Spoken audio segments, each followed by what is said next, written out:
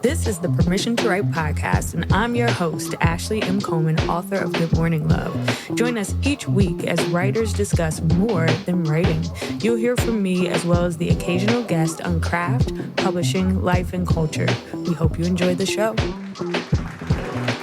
All right, y'all. I am so excited to be here with you all for another week of the Permission to Write podcast. And, I've been inviting some guests lately. It's normally just me talking and y'all listening. But we have some really exciting folks joining us for a myriad of different conversations that we're going to have. And so I am excited to have with me today two amazing authors within the romance space joining me for today's podcast episode. And we'll be chatting about the stigma, I'm going to do the air quotes, y'all, the stigma of romance books, because I'm not sure it's a real thing. However, we'll get into it in our conversation. So we have Shameka S. Erby, who has self-published 3 short story collections in a romantic novella series about the McNeil sisters. She is an astute wordsmith, essayist, and blogger, and one of my Philly sweethearts in the literary scene. We also have today Bella J., who, according to her words, writes spicy and contemporary Black love and romance books with unapologetically flawed characters who she loves to fix. And by the way, y'all, I feel that because I feel like Bella has challenged me to write a messy protagonist, a little bit more of a messy protagonist. So that is absolutely, a great gift of hers. So thanks so much for joining me today, ladies. I'm excited to be chatting with you. I'm excited for having me. I am too. Cool. Well, we could get into it. I told them, I'm like, it's going to be conversational. So I like us being able to bounce off of each other and kind of jump into it. So where this idea really came about was recently I was listening to people discuss a romance book, right, in a book club forum. And I was surprised that there was still such a stigma attached to the genre. Like, I was really with my mouth open, y'all, like, as they were like, oh, I don't normally read romance and da-da-da. It was kind of like all this caveat about picking this particular book for the book club. And I was like, are we still there? Like, are we still in a place where, there's so much kind of, I don't know, ick around like the romance genre? But in an article from Shondaland, a writer mentioned this, that romance hasn't been actually derided so much as ignored by contemporary critical and journalistic establishments. So at least until fairly recently. So do you think it's simply internet fodder that there's a stigma around romance, or do you think it's a real thing? And we can start with Bella and go to Shameka. That started with me. I do think there's some kind of stigma. I don't know. It's just weird because romance, from what I be seeing from the statistics, it brings in the most money. So like it's bringing in the money. But for some reason, I feel like there's this idea that people who read romance, like, I don't know. It's a weird thing because I'm like, it's just a book that I'm getting lost in. And, who doesn't love love? Like, don't we all love love?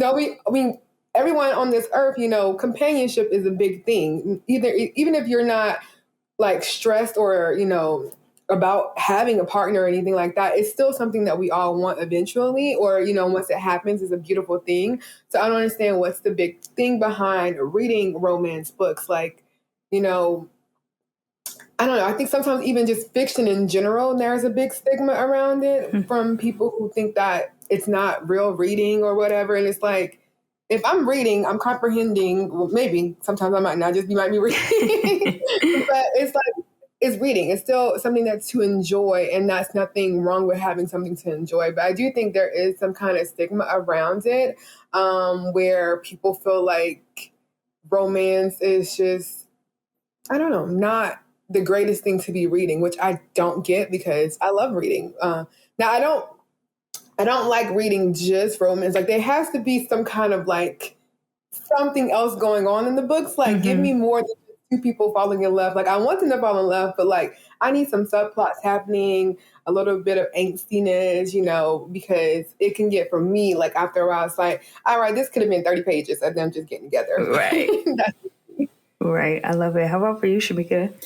I think there is stigma around reading romance. For some reason, people like to think that I think that the opinions on the quality of romance is like a direct hit against romance authors in a way.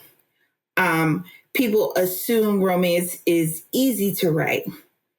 And so they assume that its readers aren't, really exercising anything mentally to read it. For some odd reason, people like to think that romance is more formulaic than other genres, which is weird to me because it's like if you pull apart other genres, I mean, there are going to be some steady beats and there are going to be some repetition of things in like a basic formula. You know what I mean? Like you read a murder mystery and it's like the things that happen in the book might switch up or the people might change, but in the book, somebody's going to die, and at the end, you're going to find out who did it, right? Like, that's a formula. So, they all have exactly. All everybody has their steps that they go through. And for some reason, people like to pretend like romance is more formulaic than other genres. And it's, number one, it's not. And number two, who cares if it is? Yeah. I mean, because at this point, that's not even, that's not the reason that we're reading it. So, you know, it's so that kind of thing just like it wears on you after a while. And I think there is a stigma attached to romance, but I do think that that's a direct hit against the formula thing. And I also think, like I said, it's a direct hit against romance authors. People assume romance is easier to write and therefore you're not exercising a whole lot of brain power reading it. So, you know, so I think it comes back to that also.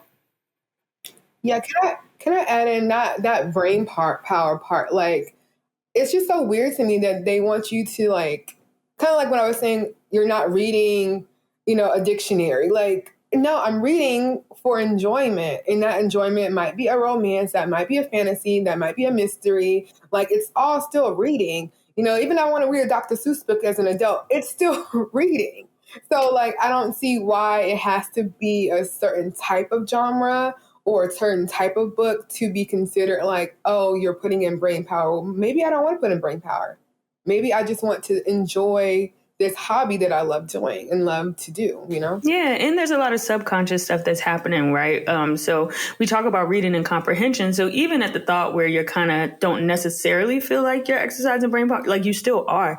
When I'm writing, I come up with some words that I'm like, where did you learn that, girl? Like, you know, I gotta like look it up in Google. Like, am I using this correctly? And then all of a sudden you are, right? And that's based on just reading. I might not have registered, oh, these are new terms that I'm learning or new concepts, new themes. But in everything that we're reading, right, we're kind of like absorbing it, whether it's like conscious or subconscious. And I love what Shameka said about, you know, the indictment on the writer, because I think that that's kind of a part of the story, right? So when you had romance, you know, literature started as white men, which you know, we just kind of saw in Bridgerton, right? No spoilers, I promise. But, you know, you got Lady Whistledown out here writing in secret because that wasn't a thing that women really were able to do. Right. So that's not giving anything away, y'all, if you haven't watched the last season. But yeah, you have it starting as a very white male genre. And then eventually you have women getting introduced to the genre and women highlighting issues pertinent to them. Right. And things that they want to read about, things that they want to hear about. And I think you're dealing with that sexism, and then you're dealing with the cross-sectionality of like racism and sexism when you talk about Black women writers. So I feel like Bella mentioned it a little bit in the intro where, you know, even with its reputation about like romance and what it means, that there seems to, even with like book sales on decline, that romance sales are rising. So an NPR article referenced a 52% increase in sales in 2022. So my question is kind of like, is it one Mike or Uchiwali, right? Do people just read their romance in secret? What do you think? I think so. I think because, you know, romance is such a big genre and a lot of people do put erotica into romance too, even though erotica is its own genre. There's romantic erotica, of course, but I think a lot of people just think if they are reading a romance book that has a lot of, sex and stuff in it, then they have to hide that. They don't want people to see the covers. They don't want people to know what they're reading because they're going to be judged for, reading these type of books and things like that. So I think a lot of people do read in like secret or just like not really telling people about what they're reading. They would rather share that they're reading, some other type of book or whatever than saying that they're reading, the latest, when, like when 52, what is it called? 50 Shades of Grey was big, I think that's when our generation started getting like, oh, everybody's reading this book. Right. Talking about like books like that. Whereas, but it still was like, as we got, even older, people don't want people to know like what type of books they're reading. I feel like still because of there could be judgment, which I think read what you want to read. Like absolutely. I kind of feel like it's a combination of things for me. Like from what I've observed, I think like there's part of it that is the fact that there are the book social media space has exploded. So like online book communities are huge now. And so, book talkers, booktubers, bookstagrammers or whatever. And so people get turned on to that. And I think a lot of it is that they have FOMO. Like people want to know what everybody else is doing. They get influenced. They want to read what everybody else is reading. And I think that the online romance space is big. And so people want to know what we're doing. They want to know what we're reading. They're just like, oh, they're having fun over there. Let me see what's going on. Because I've encountered a lot of people who just they got back reading after a long time off, or they just started getting into books and they jump right into romance, and then they realize maybe that they like other things like fantasy or mystery or whatever. But the romance space, I think, is the biggest and the loudest in a lot of places. And so people want to jump into that first because it's like they want to know what everybody else is doing. And so I think that that's part of it. I also think that part of it comes from the fact that, it's happening in indies too, but I think part of it is also that trad publishing has been kind of loosening the lines of what romance is. So like there's a lot of stuff that maybe in the early 2000s or maybe even 2010 or something like that we would have called contemporary or women's fiction that's being put out and classified as romance because it has like a romantic subplot. And so if you're old, I'm an old bitch. I'm gonna just let y'all know that right now.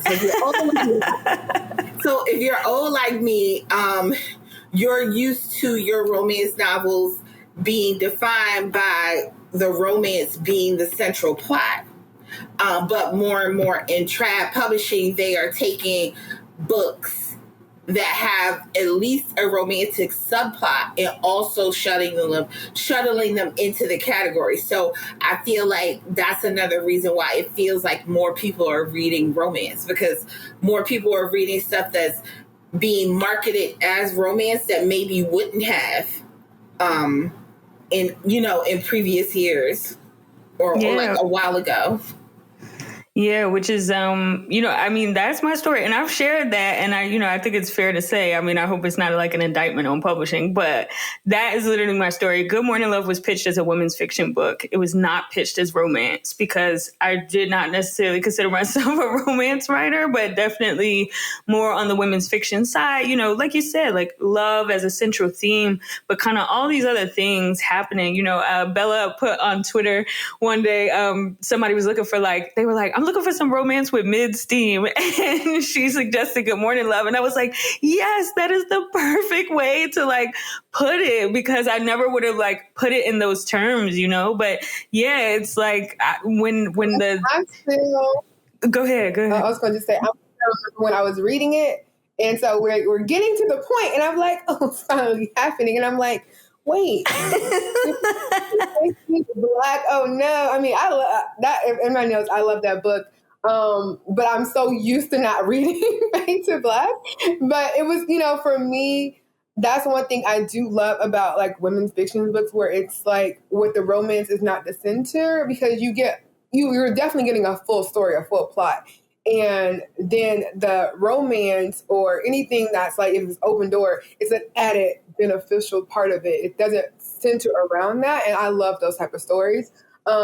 So yeah, that's all I just wanted to say. Like I was like, oh no. And I love romance, right? So I love romance, and I think I was like, this is not hitting the mark, y'all. I was like, I was like, this sex scene is like half a page. Like, you know what I mean? Like, it's kind of like, and then the rest, right? Like, and so, yeah, it's very, figure it out. Yeah, it's very tricky trying to figure out where you stand. And then even, right, as it stands within my career of where do I go next, it also feels strange for me just personally too, trying to navigate my career, because it's kind of like, well, the next book I'm on submission for still has a bunch of like love stuff in it, but really I don't think you could put it in romance. So I'm just like, oh, am I shooting myself in the foot here? But I digress, But I just, with Shameka's point about publishing and where they kind of put things, I think it's a great point, especially having kind of like lived it, And then sometimes like when you're writing, it makes you second guess yourself. Like because I kind of, for your sake, Bellamy and Ashley have known each other a while. So I kind of took like her publishing journey with her. And so it's like, it makes you kind of second guess yourself, because it's just like, if I don't want to lean this way, does that mean I need to take all of this romantic subplot out of the book to make that point? You know what I mean? And you don't want to do that because it's part of your story. Yeah. Because it's part of your story. But then you also don't want somebody to, it's your work. You don't want somebody to tell you what it is or to tell you where you belong. And so that's been something that I've noticed in trad publishing a lot. And so I think, like I said, I think that does contribute also to those romance numbers. Yeah, I would say I definitely agree with that. And the sad part is, it's really more, I feel like, when it is women's fiction, because in general, fantasy books, there's going to be a romance subplot more than likely. There's usually romance. They're all love stories. Everything is a love story. There's a love story in there. So it's like, even though y'all want to say like you don't like romance, there's always going to be something, because that's going to be a subplot somewhere. But that's not the main story. The main story will be, the fantasy world and what's happening there. So it sucks sometimes when it is a women's fiction and you want to kind of take that part away and be like, oh no, it's a romance. But really, no, it's about this character's journey. And it just so happens that along the way, a love story happens as well.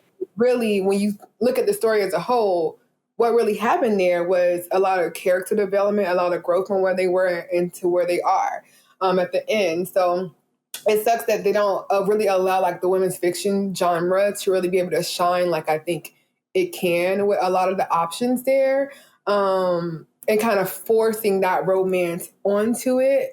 And then that's why sometimes readers will be like, because I've read some books and I'm like, I really wouldn't consider that a romance. Mm-hmm. Like that was in there, but that's not what I would consider it as. So then that makes me, when I do see on, social media, like when they're like, oh, my top romance books, and I'm like, but is it? No, it gets crazy, but because do you know, because like because I'm an indie author and I know how like important reviews are, I try to review as much as I can. Like, do you know how many it didn't really feel romantic I've written in reviews about stuff that I read that was supposed to be a romance? And so I have written multiple times this year. It didn't really feel romantic. Like, I like the story. And people, and like you said, then people put it on lists and you got to side eye them. Like, is that... Because I be signing out for well, I would say lists are their own kind of like promotional opportunity that's not always quite as maybe like genuine as we may assume them to be.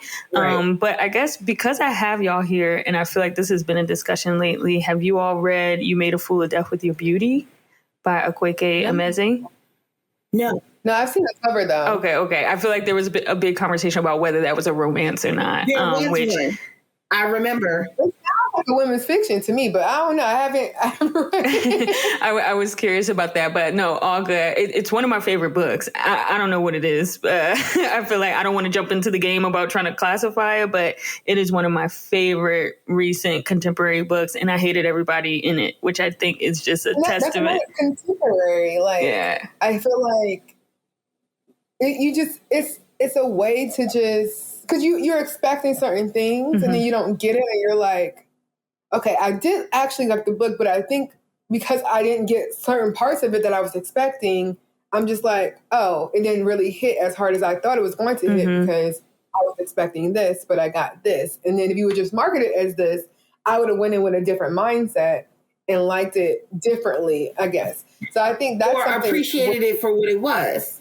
Right. Marketing, and they feel like they can't, I guess, a lot of times probably with trad publishing, they're just thinking like, oh, that's not going to sell. So we have to market it as what's going to sell, which is romance. But then it's like, well, I think some of it is thoughtful. Some of it is putting you in the best position, right? Like, so I signed a deal for a hardcover book that became paperback, right? And part of the onus behind that decision was it's going to get picked up by more stores in paperback. And then like not too long after that, we saw like Barnes and Noble start to really shift, right? From being, from really carrying debut authors in hardcover and like just things changing so much in publishing. So I feel like they kind of had a certain foresight where, I miss that there used to be a kind of general fiction feel. And it definitely was like the Black people fiction, because that's totally where I think I live, is like fiction and the Black people fiction. And it's going to be some love, some family, and some music. And that's kind of the themes. But both of you referenced the indie writing community. And so I wanted to talk a little bit about that with you both, in that, there's an amazing community of indie authors, specifically within the romance genre. I mean, I have met some authors and I find their books and I'm like, they killing it. I'm like, they got about 7,000 reviews on Amazon. Like, it's so much going on, just really, really showcasing that it is not about trad publishing being better than indie publishing or indie publishing being better than trad, but just what your goals are, right? And one of the amazing things coming out of indie publishing, which I have done both, by the way, is the community that you build. So can you both talk a little bit about your entry into the indie kind of romance genre, and like what were those entry points to solidify yourself in the space? You want to go first, Shameka? Okay. So when I first started self-publishing, I only wrote shorts. I wrote short stories. I was very happy in this space. Amazing short stories, by the way. Thank you. I was like, this is me. Like, this is where I roll or whatever. And then like your brain plays tricks on you. And then one day I got this idea and I wrote it down.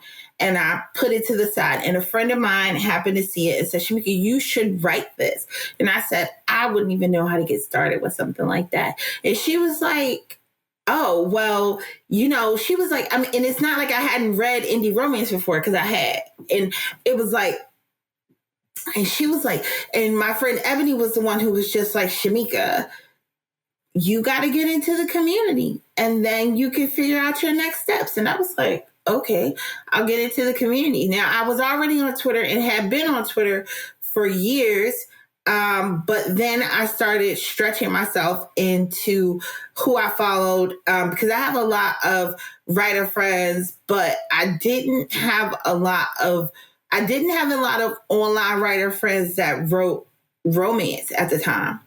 And so it was like, well, let me stretch out and see what I can find or whatever. And so I just started, I got a separate IG for my writing. And then I kind of expanded my Twitter, and then I created a TikTok, and the community just kind of exploded after that. After that, it was just like you find one or two people and then you find 100. And it's like, and next thing you know, there's authors everywhere and the readers who love them. And so you're following them and everybody's reading each other and we're passing around book recs. And next thing you know, I have like next thing you know, I've written this romance novel, and then I wrote another romance novel, and then and then suddenly I had a TBR, which, you know, anybody in the community will tell you is a fool's game, because it's going to go to hell. It's going to be a dumpster fire that you're never going to get to the bottom of. But I was just like, let me write all this stuff down so I can start reading and so I can start communing with these people. So before, when I was writing shorts, it was like I didn't really know how to expand my community at all. And then I got this romance idea, and a friend of mine was just like, Shameka, you need to jump further in your social media and find your people. And I was like, okay. And what's really funny about that is now when other people talk to me about wanting to write, that's the first thing I tell them to do. Like, it was like I came late to the game, but I'm not going to let anybody else do that. Like, find your people. I tell them that, like, right off the bat. So for me, it was just kind of, I was a little late, but but a friend of mine got me right. So I love it. Yeah, it seems like it's so long ago, because I'm like, how did it all get to where it is? So I know I used to always do message boards. So that's how I started writing, was like fan fiction back in the day. And then I don't know if you guys know, well, I know Hershey, you know, Sky, but Sky Moon, we've been friends for a long time, been writing together for a long time. And somehow we started coming into more of the indie author space, but more so like the urban stuff. And then we started doing reviews. I was a very harsh reviewer. Nobody can find those reviews. I'm very harsh. I've toned down now that I'm a publisher.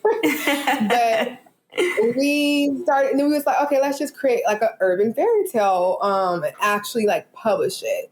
And that's really how we got into it. I think prior to that, I would be like in Facebook groups. So when I did release that book, it was just like promoting it in Facebook groups, basically what I've seen other, you know, indie authors doing. I did, like I said, I started off with urban romance, and then my next books were more something I had wrote for fan fiction, but I like actually just decided to take them and turn them into actually real novels. And it just kind of just grew from there. I think I started learning more about how I wanted to present myself onto social media.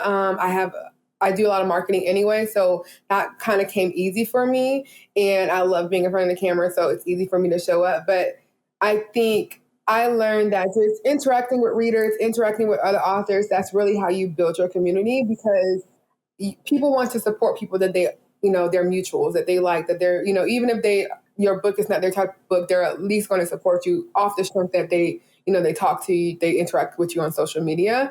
And I think that's the biggest thing, is like to start building those friendships, supporting other authors, you know, commenting on readers, just being genuine. And that is what I think is really necessary when you are an indie author, because the readers and those who are content creators and influencers, they're really the ones that's going to really get your books in front of more readers. Because even as an author marketing your own stuff, you're going to get readers from that, but they really have their trusted like people that they follow for recommendations. And those are the people that's going to really allow your career to really grow as an indie author. But yeah, that's really how I got started. Just started with reviews, joining a lot of Facebook groups. And then like once I published my book, kind of putting it out there in those groups and finding the community from there. Did not know it was this big.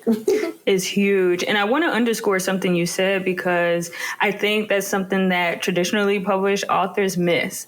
You still have to do all the same legwork as being an indie author. I'm sorry. Having a team is wonderful, but that team is going to work on your book very diligently for probably 3 months pre-publication and then 3 months after. And then ta-da! It's going to be on you. So I definitely would give that advice to whether you're indie, whether you're traditionally published, all the things that Shameka and Bella just mentioned, like be doing it too. Because when it came time for blurbs, I had that moment of like Shameka of like, wait, I know mad writers, but I don't know writers in my genre with published books that it'll matter to blurb my book, right? Like, you know what I mean? So you definitely have to do that legwork. So I want to break it up a little bit and talk a little bit about tropes, because the Sister Girls Book Club, which is also another great hub for indie romance authors, make sure you follow them. Hey, Cherie, has a great post about which romance trope would you eliminate? And so I just thought that was like such a great post. So I wanted to also extend that to you all. So the ones that they listed were second chance, friends to lovers, fake relationship, enemies to lovers, forbidden love, and love triangle.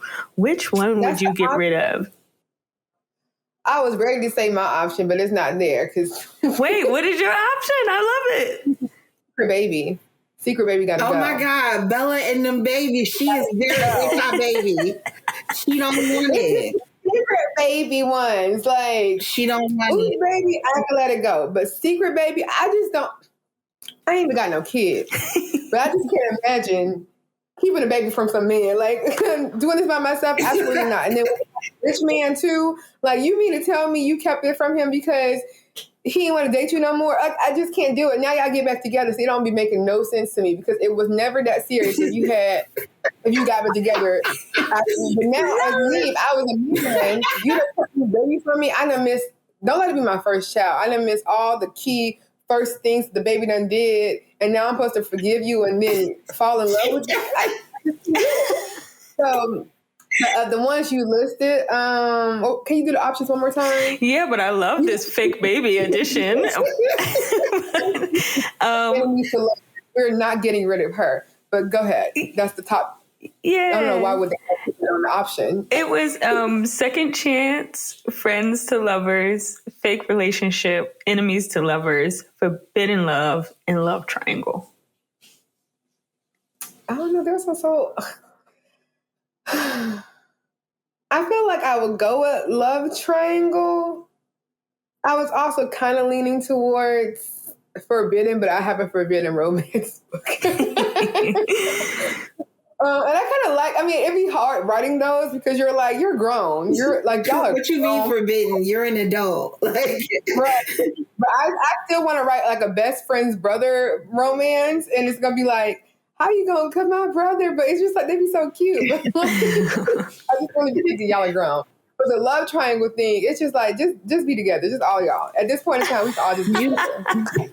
Okay, so let me just say, I'm going to copy Bella's answer because after you read a why choose, love triangle is just going to get on your nerves because it's like either, like, first of all, you 32. Why make your mind up? That's number one. I feel like it's always a love triangle. No, I gotta push back on this. I love a love triangle, which y'all probably know if y'all read Good Morning Love. But I'm like, I love a love triangle. No, I don't like none of the love shapes. They all can work. Because number one is make your mind up. That's because make your mind up. Number one. Number two, for the people that's in the back waiting to be chose, it's like, either y'all are going to love this person as a unit, one band, one sound, or get some self-respect and find somebody that doesn't have to do Simone Biles levels of mental gymnastics to figure out if they want to be with you.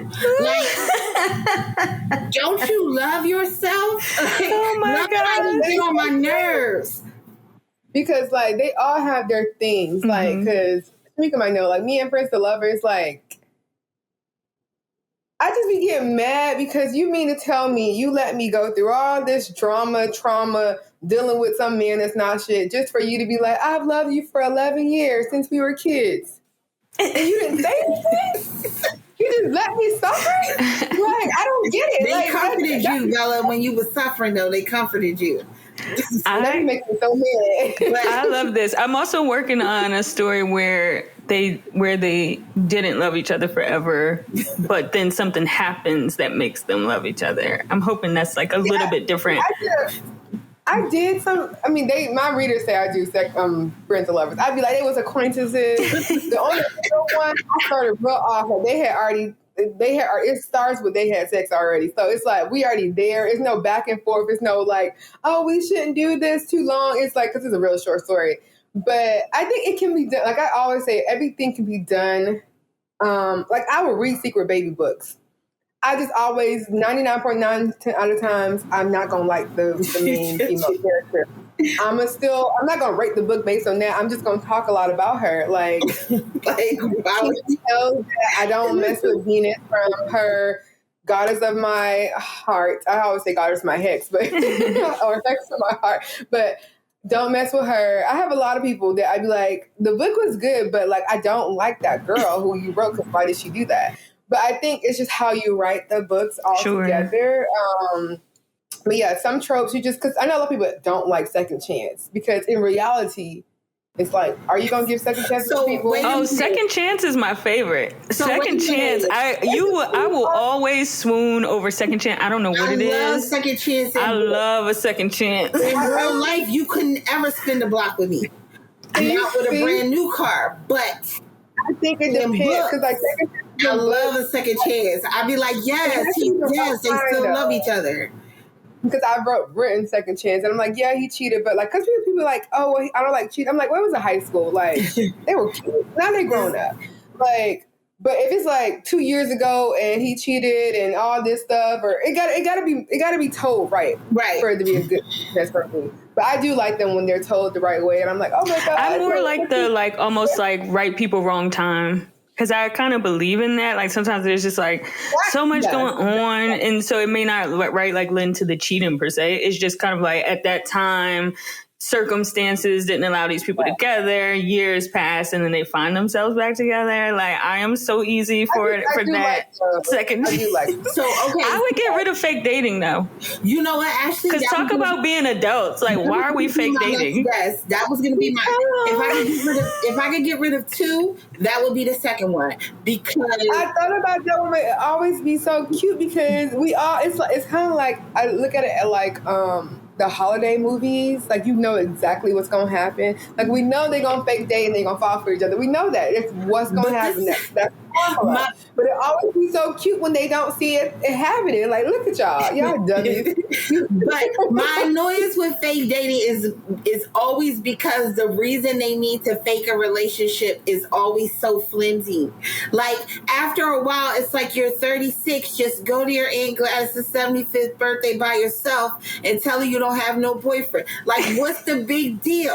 It's not like trying to stay in the country. You know? That's what I mean. That's what I mean. So it's like if we gonna fake a relationship or a marriage because you about to get deported, or because then hey, I'm all for that. But if it's just I'm scared to tell my parents I don't have a man, what kind of fake dating stuff? You know what? And this is why I don't mess with it, because every time I find out the reason that they need the fake relationship, I'm always like, are y'all serious? Like you need to lie about that? I can see that. But this is exactly why these people be looking at us and thinking like, this is why they judge romance. Because look at us talk about no, it's this is I can't with like, but then we read it anyway. I mean, but because it's good because we'll take it every time. Like there are the cheesiest moments in some of the movies that I watch, and I'm still like grinning like a Cheshire cat. Like I just don't care. So I just think that that's a beautiful part of it. I mean, I guess I would ask you, while we're kind of on what we like and what we don't like, what do you feel like are some of the pitfalls that authors make in writing romance? Right? Like what makes a good romance and what makes a bad one in your opinion? So, in your Twitter space, Shameka, you talked about like how when they write fat or plus size characters, they get lazy, and kind of do like the cliche conflicts and things like that. And I think that's something overall. Sometimes it's like a lazy, kind of like the fake dating.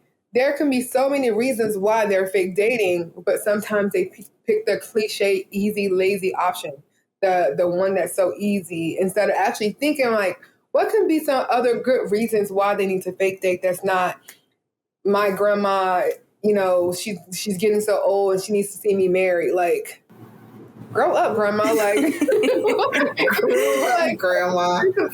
Reasons, like, it could be so many different things.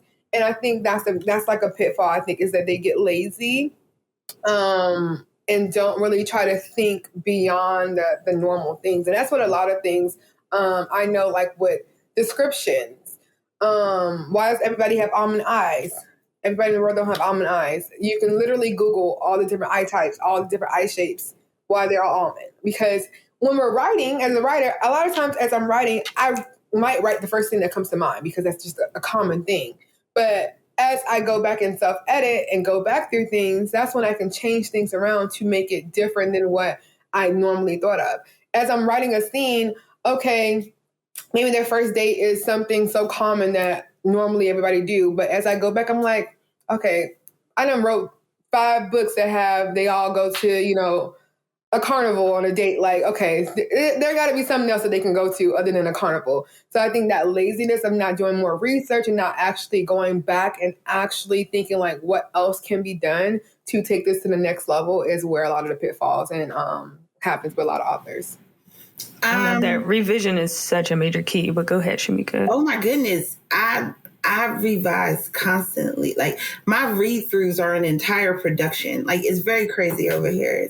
It's very chaotic. But I think for me, I think one of the more common pitfalls that I see. Oh, I lost my train of thought just now.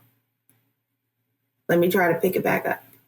Wait, Bella was talking about the fat character. No, Bella was talking about my Twitter space. Yeah. And then right, because I was writing, I was on Twitter last night talking about writing fat characters and just the kind of cliches around that. But I think that one of the pitfalls that romance writers go through is just not paying attention to their own heads. Like everybody wants to write something that they've read before. Like they get a book and they say, "Oh my God, this is good." You know what I mean? Like it's one thing to have an idea in your head and cultivate it. You know what I mean? Like it's another thing to, like for instance, to read 1201 and think, "Oh, I'm going to write a lick backstory too," which is great if you want to do that. But at the same time, I think that now in our genre, a lot of times people write to trope instead of just letting the story be what it's going to be. And so it's just like because for me, like as a reader, it's all about your story arc for me. It's all about your story arc. Like you could tell me that it's friends to lovers all day. I love friends to lovers, but if I read it and it's just like, oh, this story arc didn't go right. Like, you know what I mean? Like you can see that it's stumbling in places, that the buildup is choppy, that that the characters don't really have any development. They don't get from point A to point B. I think that people focus, because romance readers a lot of times are so trope driven, which is okay. I think that a lot of time writers get caught up in that and they want to write to trope rather than just letting a story come out of your head. Like we all do, you know what I mean? Because it's like your characters talk to us, our characters speak to us, we write what they say, and so it's like it's as simple as that. And then, like Bella said, you go back and you fine tune it and you revise it and you read through and you figure out how you can take it to the next level instead of just being like, oh, I'm going to write a friends to lovers story, and then you just write one and you don't care how your story arc goes. So I think for me, that's a pitfall that I see in a lot of romance. Like people are just so ready to write to trope or to write to a formula that they don't just let the story come naturally, or it doesn't read natural. Yeah, someone asked me recently about, they were like, oh, like what would be a good meet cute? And I was like, well, where would the characters meet? Like, you know what I mean? It was like, instead of just trying to think of a super cute meet cute, right? It has to make sense of where the characters would be that they would meet. Right. Like, and so I'm a big proponent of, like, for me, character drives plot. you can't try to like stick characters into a plot that you formulated. The characters have to inform the plot of the story, you know? So I think that you're totally nail on the head, right? Like with that word, sometimes you're reading stuff and you're like, what is happening? Whereas like, you know, we talked about how I read 1201 and what I took from it was not that I wanted to write the story. I can't write like Bella. Like, you know what I mean? But what I took from the story is I want to write somebody messier. I want to challenge myself to do that because I think, you know, I've played it safe a little bit with protagonists and, you know, especially because I think I read things and I don't like messy protagonists. So I tend to not make them, but that is what makes a good story, right? Like is that whole... That's so funny because like when I was writing it, that was never really. It was really. I remember the whole thing. I think Nicole Falls had like a Twitter space and was talking about friends to lovers and enemies to lovers, and my readers was like, "Oh, well, you write a lot of friends to lovers," and I was like, "All right, bet." So in my head, my next book got to be enemies to lovers, and that was like the main thing.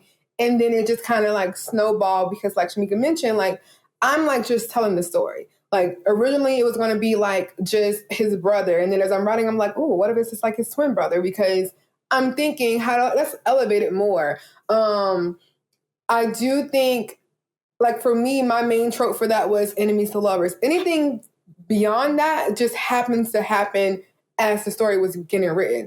You know, it wasn't originally, you know, ex's brother's or twin brother, you know, things happen as you write them. And I don't ever sit down and be like, I'm going to have like fake dating. They're going to have one bed and they're going to be enemies. It's just like, that's when you start losing it and not just like, okay, as you're writing it, if that just so happens to happen, then you're allowing the story to flow. And I think another thing is that because they don't do that, that's why you get to a lot of showing or a lot of telling and not showing, because I've read a lot of books where somehow I'm supposed to believe that they are so in love.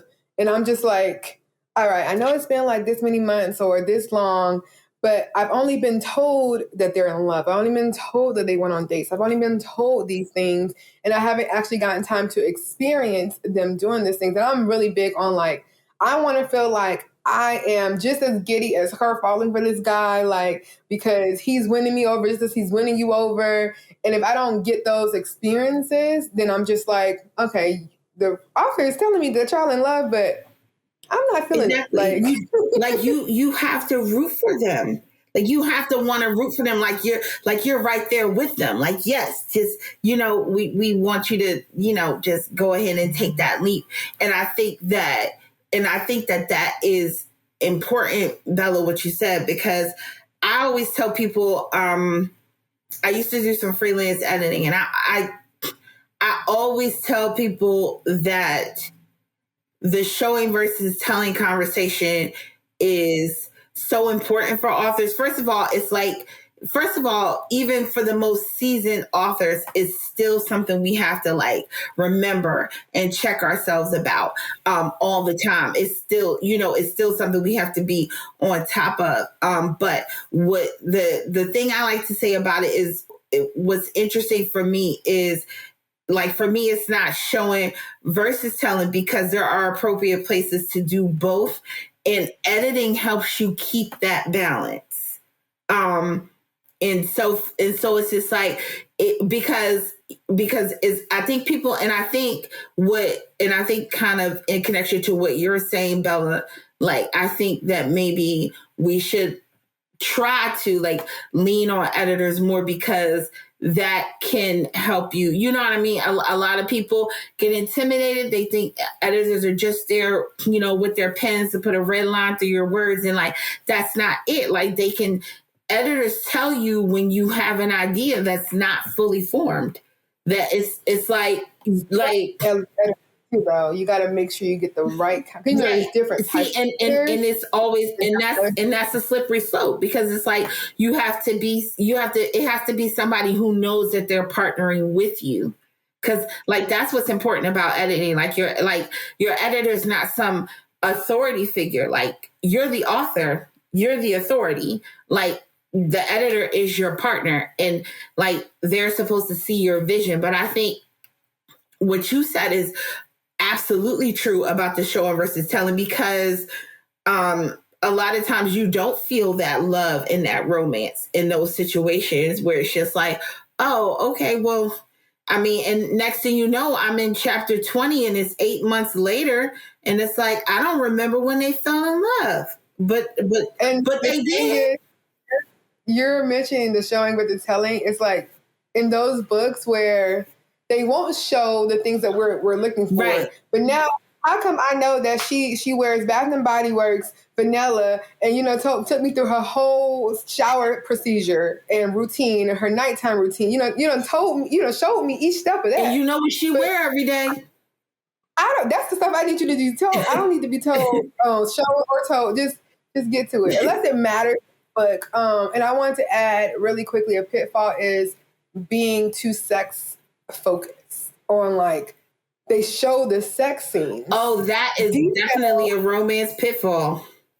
But then, like, we don't get no shown of the dates. We don't get no shown of other intimacy. So, like, for me, I like kind of what I talk about with Good Morning Love, that you get a whole story there. And so I'm giddy. The reason why I was upset, because I was excited, because I was it's about to happen. I was rooting for him. I'm about to do a thing.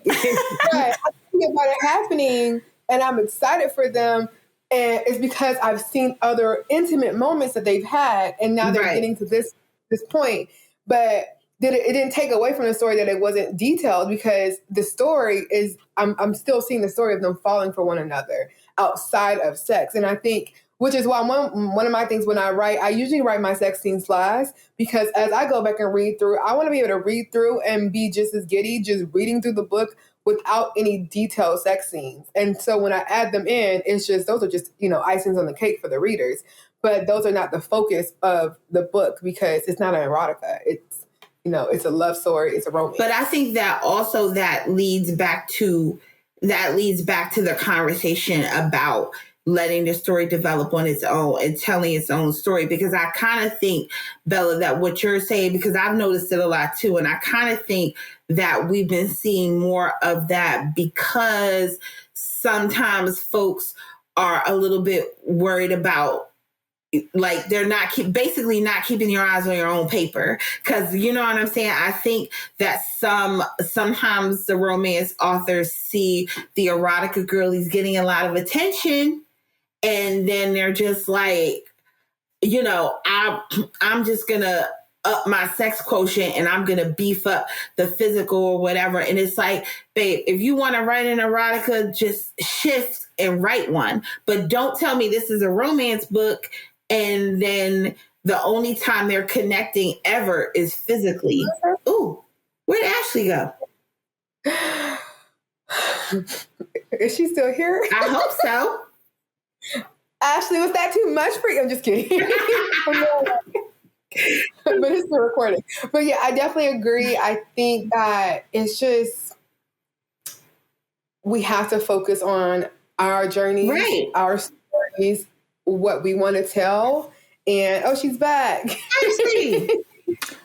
Sorry, y'all. This just no problem. Completely kicked me off, but go ahead. So we're just saying that authors really got to focus on themselves and their stories that they want to tell, because the last pitfall I would mention is, like, listening to readers. You have to tune out the readers because they're going to always say the things they want. But if that's not the story that you're going to tell, it's okay. You will still find your readers. If I would have listened to readers, I wouldn't wrote Bookmark. The Bookmark wouldn't end the way it ended, because everybody wants the happily ever after romance ending, and that's a women's fiction, and that's not how their story was going to end. And I just had to trust my own self as a writer to be like, this is what I want to put out. There's going to be readers who love it. There's going to be readers who don't, and that's okay. And I know for me, I'm all about the whole entire plot and the character development of my story. And sex is just an afterthought. Obviously it's a love story. I want them to get down, but like, it's not going to be the key things that I want my readers to feel when they're reading that story. I want them to really be truly immersed in the story and excited about everything that they're doing. Right. So my latest is an erotic romance. It's a poly romance. And for this one, it's fast paced and it's shorter and it is sex focused, but I did that deliberately. And so if you read, and so I made sure when I was pushing the air between us and when it was coming out, I made sure to let you, to let people know, like, if this is your first book by me, if you go back into the Shameka catalog, they're not all like this. They're not all going to be like this or whatever. And so it's just like, for me to take that journey it was a whole different thing, but I had to make sure that people knew that I was taking it deliberately and that my other writing was something completely different, because readers will have you spun off. And so I agree with Bella, like you have to tune out the noise, because I always tell people the art has to be yours before it can be anybody else's. So like, if you're not telling a story that's true to yourself, if you're telling a story that a bunch of people put in your ear, like people who follow your work and who are loyal to your work, who like you, are going to notice it. And so it's just like, and so, and even with me drifting into the air between us being more of an erotic romance, there's still like elements that are just like me for myself. You know what I mean? It's like, I didn't go like full throttle, like, like other authors or whatever, just because I'm not them. Yeah. So it's just like, sometimes people read you and they're, and they're bold enough to tell you, like, I was looking for this and I didn't get it. And so and like, you just have to look at them like, I don't know. Like, like, that wasn't the story. And I don't know what you, like, that's it. And that's all. Well, we're all artists, and, it's all about, I think you talked about it. It's just about making sure that your decisions are deliberate, because if my decisions are deliberate, then I can live with them. Versus like, if I was trying to do something that I didn't realize I was doing, like, you know what I mean? And then you're getting that feedback. But when you're deliberate about it, about your art, I think it really, really just manifests into, all right, well, art is subjective. You're either going to like it or you're not. I want to... go ahead, Bella. Sorry. I just said, you don't want to be... I know for me, I don't want to be stuck in a box of thinking like I only can write a certain genre. Yeah. Because kind of like with the area in between, Cookie Dough is more erotic. Right. But the follow-up book is definitely not. Right. And I'm like, because that was a vacation fling. Like, that was the whole point of them just wanting to have this little fling while on vacation. Whereas now we're getting to the actual love story. It's a completely different environment and, vibe that we're going to get. And so if you're expecting at this point, I don't even know, because we're at 50,000 words and I'm only in the first 25%. Like, for 150,000 words, that it's going to be just a whole bunch of sex scenes. That's not what you're going to get. Like, we're going to be skipping over a lot of those. Like, you're just going to be told, oh, yeah, they got it in. But you're going to see maybe a couple of them. But I think it's really just trusting yourself and being true to the stories that you want to tell. And, yeah, we can do a little author's note. But I'd be so like, I shouldn't have to explain myself. Like, I might give you a quick look. This is not that. Like with Bookmark, this is not, a romance, because of the fact that people will put everything into that category. But I always be like, how much explaining should I have to do, when it's just like, you shouldn't expect exactly the same thing from me every single time. When my genre is Black love and Black romance, that's the genre that you're going to get. Yeah, and that encompasses a lot of things. And I think, to kind of maybe put it all in a bow, I think maybe that's some of the beauty of what romance has become, right? It's this idea that it's not Fabio on a book cover, because Lord knows that wasn't even like representative of us. I can imagine exactly how he looks. And so that we've expanded to a place where we're diversifying protagonists, where we're looking at, different body types, different people being in love, people being neurodivergent in love, like all these different kind of things that, there's a wide span from the kind of probably the erotica that a lot of us grew up reading. Shout out to you, Zane. To the more women's fiction leaning romance and like so much in between. And so I think it's really great to see the genre get to that place. So I want to shift gears a little bit for our kind of final segments. I guess I'll put in the plug here now to say, make sure you follow Bella J and Shameka. They are amazing authors. They have a wealth of books to check out and to dive into their work, from short stories to novellas to full-on novels. So definitely we will include all their links in the show notes. But we always read this. Oh. I was going to read this. Oh, y'all are so cute. Oh my gosh, I cannot. The embarrassment. Yes, I'm like, read it. It was literally one of my favorite books of like 2022. I think. Yeah, it was 22, y'all. It's already been 2 years. I'm working now. I'm working. It's fine. Listen, you can't rush greatness. Oh my gosh. It's just insane. Now you see though why like some of your favorite authors, you're like, why haven't they come out with a book in 3 years? And you're like, no, they've written things, but like it's just trying to get them where they need to be. But yeah, so thank you, y'all. And definitely I want you to support them. I feel like my friend books are on my other bookshelf. Definitely support them as well. So we want to jump into the canon, which is when we talk with other authors about maybe some of the authors that they want to highlight, right? It's all about kind of putting people on. That is what the book community is all about, giving folks suggestions. So in the canon, we like to get each guest to highlight a writer based on 3 different criteria. So we will start on online or public persona. Who is an author that you just love online and their public persona that you would want to share with the audience? Shameka, you want to go first?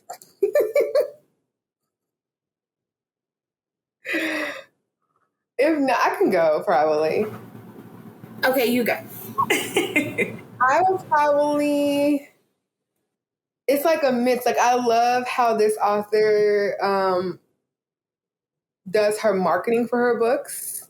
And it's Sean. So I like that how she does her marketing for her books. I think it's really good. We usually like bounce off of each other. I'll be like, oh, I'm stealing this idea. So I think I really just love that she finds really great ways to pull out quotes and things from her books and, the right things to actually get in front of readers and get their attention. So I really love that. Love it. How about for you, Shameka?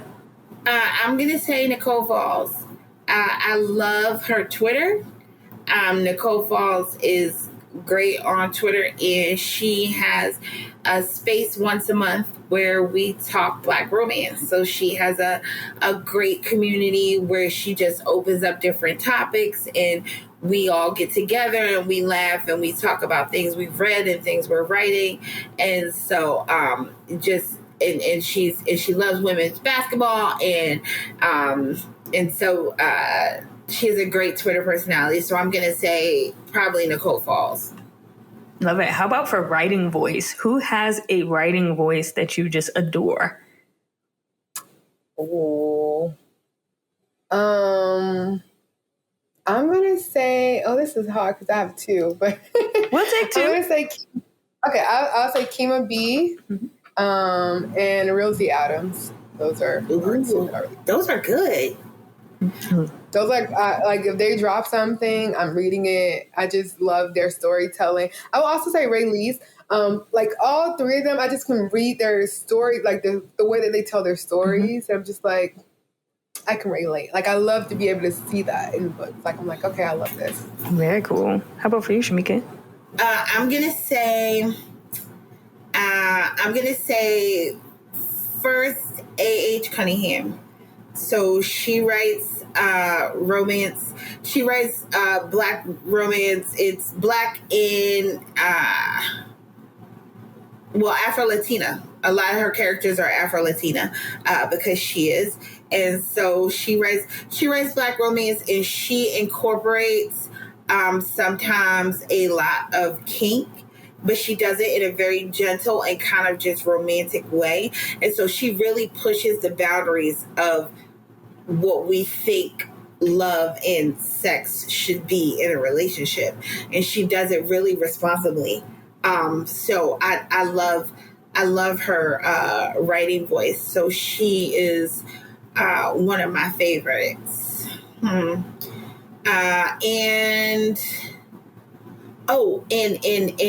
Kimberly Brown.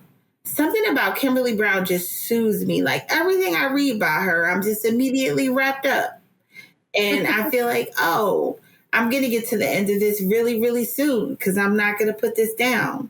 And so I'm going to have to say Kimberly Brown too. Love it. And last one, word choice. Who just uses words that you are like, oh my gosh, their language is so amazing. I mean, I'm going to say Tia Love. And it's probably cheap because she's an editor. So, so she has a great, vocabulary in general. But I would say her. Love it. Word choice is hard for me. It is hard, though. I was really like... It is hard. Yeah. I'm going to have to take a second with that. Let's see. Really good grasp of language. I'm gonna say Erby Penn has a really good grasp, I think, of language. She writes really well. Her writing has a real kind of a rhythm to it, a cadence. It's really kind of, I'm a little jealous, quite honestly. Listen, what is writing if we're not a little jealous of somebody? Right. And just because, and also just for kicks language choice, I'm going to go with a longtime favorite of mine, Walter Mosley. Mm-hmm. Just because I've never read anybody who could write a cast of criminals better than him. So it's like, you know what I mean? Like you just kind of get wrapped into their world, like from the first page. And so he's always been somebody whose language I was very much in awe of. Love it. And I feel like, Bella, you had a note that you were trying to say. I was going to say, that's how I feel like we get better as writers, is reading authors that we really are inspired by their writing and things like that, whether it's their word choice, how, their writing styles and things like that. It can be where you just want to be like, okay, this is how I can get better and things like that. So I think you want to read authors that you really enjoy, their style of writing and things like that, so it can really help you as a writer. And I think some people don't understand how to do that without like feeling like, oh, am I going to copy them? It's like, no, it's just a way to improve yourself. Because if you're seeing them, maybe the way that they describe something, you're like, I wouldn't even thought of describing it like this. Like that can help you think of like, let me work on how I do my descriptions and things. So, or I didn't think to use this word, or like you were saying earlier, Ashley, like when we like are sometimes writing, we'll say a word, we're like, what did I learn that at? Right. Using it right. Like, I just know I'm supposed to go there. So, like, you might see, like, I was listening to something, I forgot what, it was like pointedly, like they said something pointedly. And I'm like, do I ever use pointedly when I'm writing? And I'm like, maybe I need to start. Because I'm like, that's a good way to say they did something like sharply or said something sharply. And I'm like, those are the things that you want to be able to pick up on. Of course, use it the right way and make sure it sounds right for your characters. But a lot of times we get so stuck in just how we write and not learning how to actually improve yourself. And that can really help from reading. No, it's such a major key. And I have to put in a shameless plug for the Permission Granted community. We do a Read Like a Writer book club over the summer where we're reading certain texts, but is with the onus of not just talking about like plot points and characters, but more so their approach to writing. So make sure y'all check that out. But to end our wonderful conversation again this afternoon, morning, depending on where we are recording from. I wanted to go through some writing cliches. So this is our lightning round. It's a yay or nay. And we're just going to talk about which, yay or nay on which ones of these writing cliches. So write every day. Nay. Nay. Love it. I want to go. Write drunk, edit sober. Yay. Depending on the scene. Depending on the scene, right? You might need to be a little boozy for a certain scene. Sometimes it gets you in the right place. You cannot draft and edit at the same time. Nay. Interesting. It's probably my toxic writing trait, Ashley. Everybody always goes, write it bad, just get it down. And I'm just like, I can never, ever do that. If I don't think it's good, I can't move on until I think it's good. I'm currently drafting bad, like right now, like right in the midst of just drafting badly. I've been putting in like something happens here. Just trying to like get words. I do do that. I do be like, add more description later. This here, and I'll say like name in capital letters if I can't think of somebody's name, right, or a name to put there. Mm-hmm. So I do, but I think it just depends. Like, I love it. We talked about this a little bit earlier. Show, don't tell. I'm like, why my brain was like, sorry, that's the next one. I'm trying to keep us moving. Yay to showing, not telling. Yay. So which one? I'm gonna, for the most part, yay. Yes. Oh yeah. So yes, that's a yay. Yep. Kill your darlings. Yay. Nay. Yay. That's so funny because my first book, I learned about killing your darlings. Okay. And when I go back and see that, because a lot of times we're writing things and a lot of times it can be one sentence and we put it as like 3 whole paragraphs and you're like, you don't need all that. I could have just said one little quick thing and move on. But we as writers sometimes need it, but the readers don't need it. Kill some of your darlings, Shameka. Okay, let them go. Fine. It helps with pacing. I will say that. Like, if you're looking at pacing, I think that is the moment where it's come most into play for me, in that I've wrote some beautiful language, but it totally messes up the pacing. And so I save that beautiful language because it could work somewhere else or in another story. Yeah, like don't delete permanently your darlings. Just kind of like move your darlings to the side. That's why I like to do it. I can just move it on down to another section. You might get used somewhere else. Or it can be great for deleted scenes for your email list of subscribers. Readers like things like that we don't even be thinking they do, but they do like those to get those things. So they absolutely do. A little exclusive. And then the last and most controversial is Oxford comma. Yay or nay? Yay. Yay. I feel like people are most often like so emphatically one side or the other. They love the Oxford comma. They absolutely. It's very polarizing. Very. Well, I want to thank you both so much for joining me. This was such an amazing discussion. I feel like I will have to probably like title this episode "Grow Up, Grandma" because that was too good. And so I just want to thank. It's like grow up, Grandma. I am single. Man, you don't understand what these men are like out here, or women. It depends on what.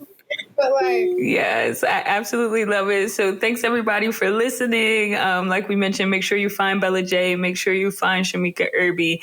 We will link to all their links, important links, their books and social media in the show notes. So thanks so much for joining us. Thank you, Ashley. Thank you for listening to the Permission to Write podcast. We hope you enjoyed the show. Plug into our community that works to cultivate and amplify the voices of Black writers and writers of color by visiting permissiontowrite.com. We'll see you next time.